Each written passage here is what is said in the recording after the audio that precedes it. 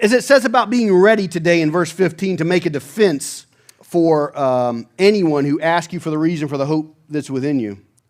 If I ask you today, what is your defense? What is your apologia, which means the word defense? Apologia doesn't mean I'm sorry.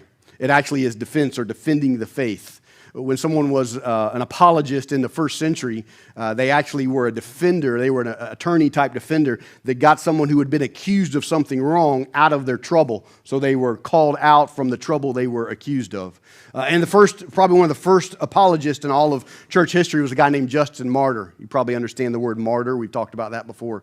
But Justin Martyr had to push back against errant things that were being said about the church. Number one, there was a bad rumor going around that those people who had their meetings in their churches, they were actually practicing cannibalism. And you're like, how do you get that? Well, what did Jesus say about the Lord's Supper? This is my body. Yeah, he was talking about that, and in the midst of that, there was this rumor spread that, hey, they're practicing cannibalism in there. And Justin Martyr said, wait a second, let's get this right. This juice and this bread remind us of what Christ done for us. It's not cannibalism. They would have love feasts where it was hospitality to people of all ranks, of all social status, which was unheard of in that day. Rich and poor coming together to share a meal. And you know what they would call that in that love feast, because that was the name for it? They would call that sexual immorality and orgies. And Justin Martyr would have to say, wait a second, no, that's not what it is. We are honorably coming together. There was all kind of things that Justin Martyr, being one of the first apologists, would have to say, hey, no, this is right. Christians in the first century were called atheists. And you know what an atheist is today? An atheist is someone who doesn't believe in God. The Christians were called atheists, you know why?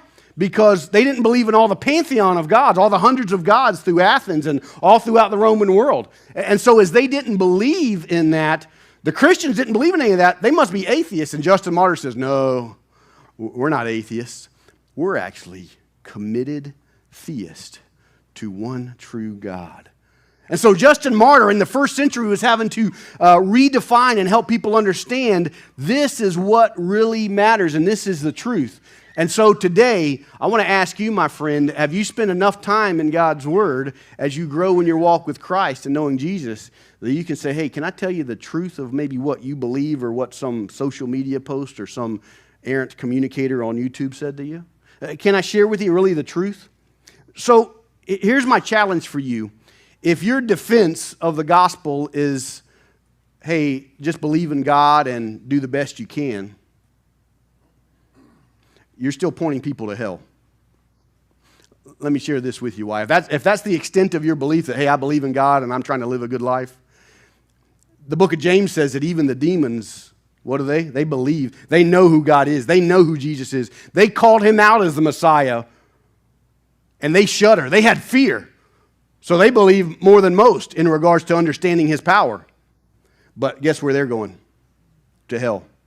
So you can believe in the dynamics, the truth of who God is, but if it hasn't gone from your mind to your heart, you're not yet saved.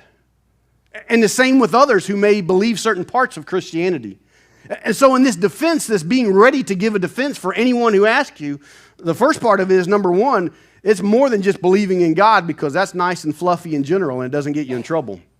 But realizing that Jesus is God and what he did for you. And if you just say, hey, I'm believing in God and trying to live a good life, then that moves into a work salvation, right? That, hey, I'm just trying to do the right things. And many people are trying to earn their salvation and it can't be earned. And so if your only defense of say, hey, I believe in God or I have faith, well, what do you have faith in? I've heard so many people who profess Christianity, how do you know you're saved? Well, I have faith. Well, what do you have faith in? You got faith in that seat you're sitting on that's not going to fall down on you? I can appreciate that. But what is your faith in? And your faith, your trust, rational, logical trust and faith must be in the person of Jesus and what he has accomplished for you on your behalf. That's the only thing that saves you, not your good works. Only Christ. And so what is your defense of the faith? And so Peter's saying to the church in the first century, be ready to give a defense. That's not that you're to be offensive. That's not you're to be defensive in a mean or angry way, but you need to be ready to give a defense, an apologia, a defense of the gospel to anyone who asks you.